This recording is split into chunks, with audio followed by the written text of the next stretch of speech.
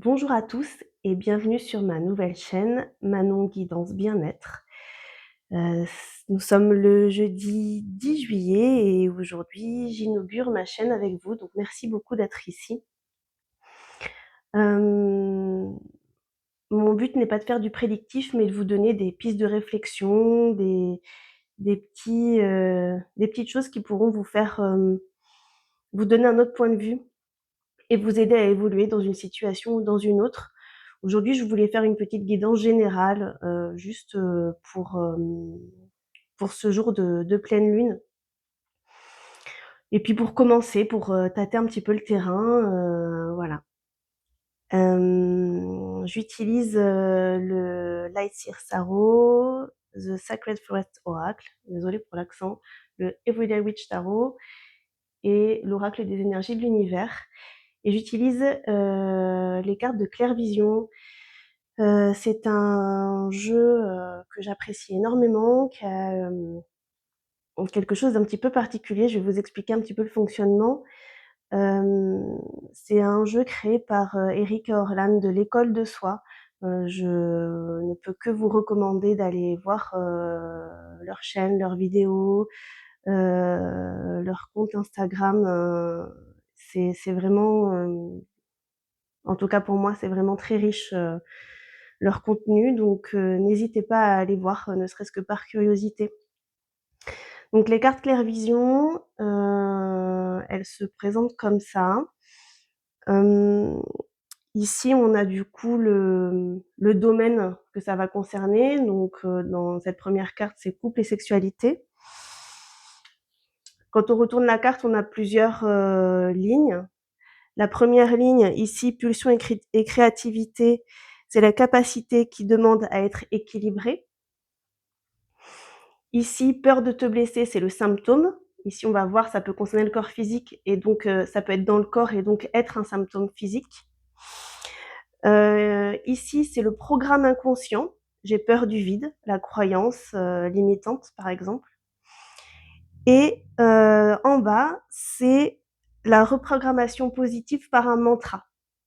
Ici, c'est je m'exprime sans tabou. Voilà. Donc, vous voyez, j'ai pioché les cartes déjà parce que je voulais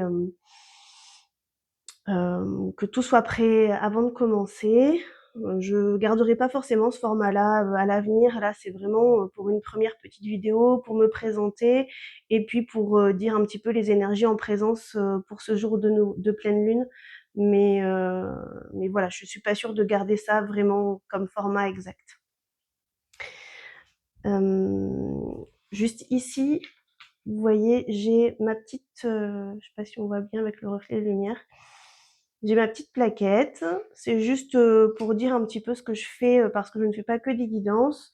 Je fais des massages, je fais des soins énergétiques, des constellations familiales euh, et des séances de libération, des libérations de trauma, des clarifications de relations, voilà, je fais pas mal de choses, mis à part les massages, tout peut se faire à distance, donc n'hésitez pas à aller voir. Je fais aussi des guidances privées, vous pouvez m'envoyer un mail, je mettrai tout en barre de description. Donc voilà. Alors je commence. Ici, nous avons donc le 9 de coupe. Ici, je mets un petit peu la carte principale de l'énergie principale du jour, du mois, de ce que vous voulez, mais en tout cas, l'énergie principale qui se présente dans le tirage. Ici, c'est le 9 de coupe. Donc, c'est une énergie vraiment de grande abondance.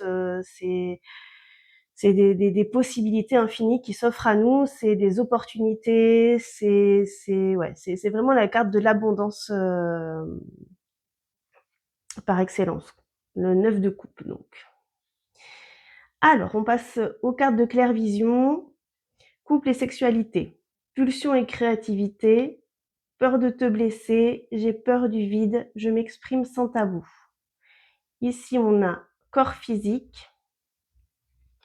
Discernement et détachement. Prémolaire. J'ai le cul entre deux chaises. J'assume ma juste place.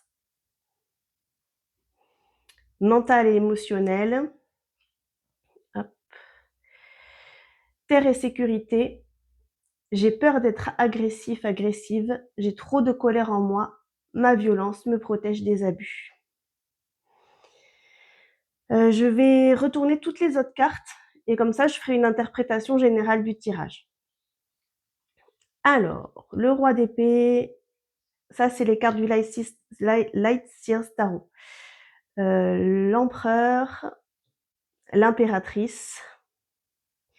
Ici, c'est le Everyday Witch Tarot. Le 7 d'épée, le fou et le 9 de coupe. Donc, on retrouve le 9 de coupe ici et là. Ici, c'est Oracle des énergies de l'univers, mouvement et air avec la carte 22. Obscurité et lune avec la carte 7. Et achèvement ouest avec la carte 4. Et ici, c'est une carte de The Sacred Forest Oracle. Et c'est le refuge, la grotte des fougères, avec le numéro 16. Cette carte, je l'utilise comme ressource pour atteindre l'abondance, la carte qui est au-dessus. Donc ici, c'est vraiment le refuge intérieur, l'introspection. Toutes les réponses sont à l'intérieur de nous. Quand on a des questionnements, quand on a des problématiques, essayer de faire un peu le vide, essayer de voir à l'intérieur de nous, dans le corps, qu'est-ce qui se présente, qu'est-ce qui est le plus juste pour nous.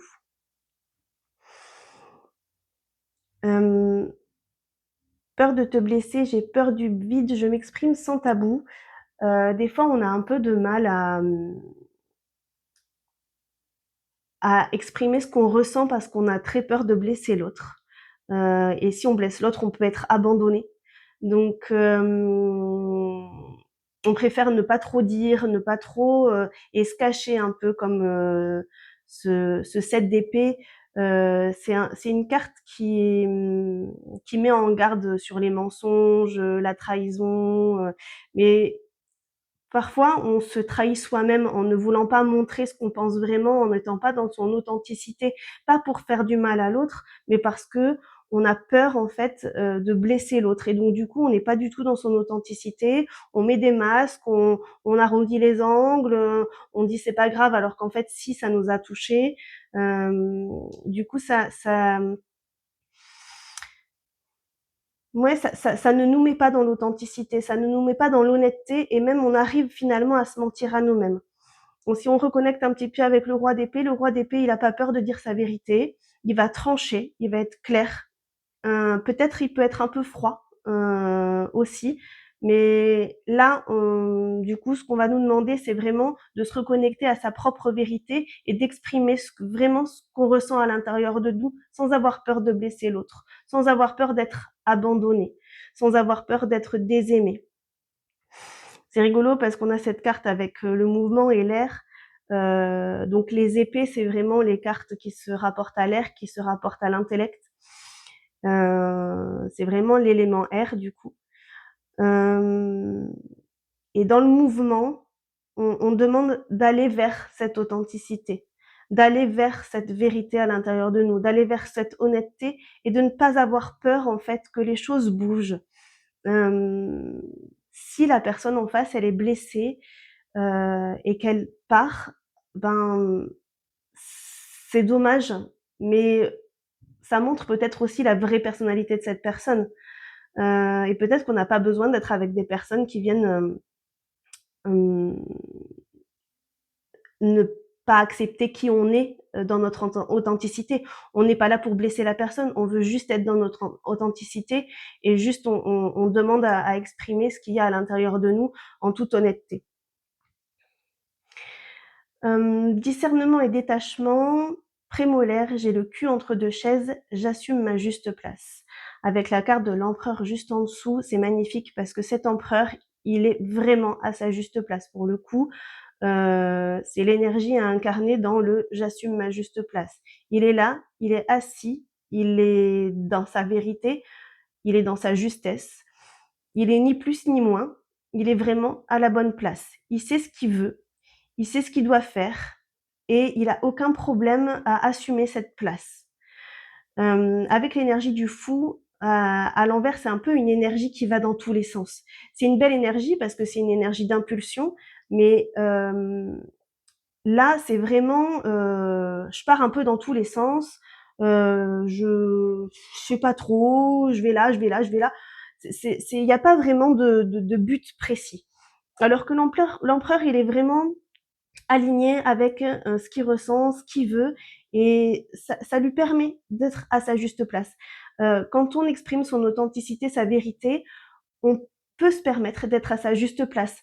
Quand on n'est pas honnête avec nous-mêmes, on peut pas trouver sa juste place. Ça part un peu dans tous les sens. Donc, on essaye vraiment de regarder à l'intérieur de soi, de trouver sa vérité, son honnêteté, d'arrêter de se mentir à soi-même pour pouvoir prendre sa place. C'est difficile de prendre sa place quand on se ment à soi-même, si on n'est pas honnête avec soi-même, si on dit pas sa vérité, ça va être très très difficile de se retrouver à sa juste place. Avec la carte de l'obscurité et la lune, alors je trouve ça rigolo parce que c'est un petit clin d'œil à la pleine lune d'aujourd'hui, mais avec l'obscurité, c'est aussi accepter ses parts d'ombre. Parfois, on se ment à nous-mêmes parce qu'on n'a pas envie de voir ces parts d'ombre, parce que nous-mêmes on n'accepte pas ces parts d'ombre, parce que on a eu plein d'injonctions, plein de choses qui font que non, ça c'est mal, et j'ai pas envie d'être vue comme ça. Si je fais ça, je vais être le méchant dans l'histoire. Si je fais ça, je vais être mal vue. Si je dis ça, on va me rejeter, etc. Mais aller connecter à l'intérieur de soi avec ces parts d'ombre, avec les parts qu'on veut pas forcément voir, qu'on estime pas forcément jolies à voir et qu'on voudrait cacher au monde, c'est là qu'on commence à se mentir à nous-mêmes, qu'on commence à plus être honnête avec soi-même et donc avec les autres, et qu'on perd sa place, qu'on perd sa juste place. C'est là qu'on se retrouve entre guillemets le cul entre deux chaises et qu'on n'arrive plus à et qu'on part dans tous les sens. Et quand l'énergie elle part dans tous les sens, on perd ce neuf de coupe, on perd l'abondance. Euh, si on a si on n'arrive pas à fixer notre énergie sur un but, sur quelque chose de précis, euh, on ne peut pas accéder à l'abondance. Donc trouver sa juste place, c'est aussi la clé vers l'abondance. Terre et sécurité, peur d'être agressif, agressive, j'ai trop de colère en moi, ma violence me protège des abus. On en revient un petit peu à cette carte de la peur de blesser l'autre, la peur d'être agressif, ça se rejoint un petit peu. Des fois, on a peur d'exprimer cette colère parce qu'on a vraiment trop peur de blesser la personne, on a peur de notre propre agressivité, de ce que ça pourrait engendrer. Il faut pas oublier que la colère, c'est un très bon moteur euh, pour, euh, pour avancer. Justement, des fois, quand on n'est pas à sa juste place, on a de la colère parce qu'on n'est pas à cette juste place. Et cette colère, ça va nous permettre d'avancer. La colère, si elle n'est pas, c'est une énergie comme une autre. Si elle est utilisée à bon escient, elle peut être un excellent moteur. Faut-il encore l'utiliser à bon escient? Si c'est pour aller taper sur l'autre, non, elle n'est pas utilisée à bon escient. Par contre, si c'est pour se dire, ok, là, cette situation-là, elle ne me convient pas, donc je vais aller voir ailleurs parce que j'ai pas envie de me bouffer avec cette colère-là. On a l'impératrice à côté de l'empereur. Ça vient apporter un petit peu de douceur à l'empereur. Elle aussi, elle est à sa juste place, mais dans quelque chose de beaucoup plus doux, de quelque chose de beaucoup plus maternant. Elle vient apporter de la douceur. Elle fait confiance à la vie. Euh, L'empereur, il va être plus dans cette énergie yang, dans l'action.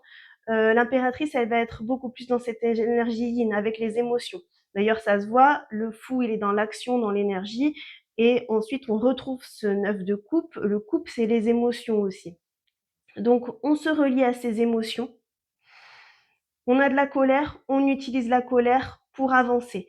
Se connecter à ses émotions en étant à l'intérieur de soi, reconnaître qu'on a de la colère, c'est impulser l'énergie yin qui va nous permettre de bouger. L'énergie yang a besoin de l'énergie yin et l'énergie yin a besoin de l'énergie yang pour tout mettre en mouvement.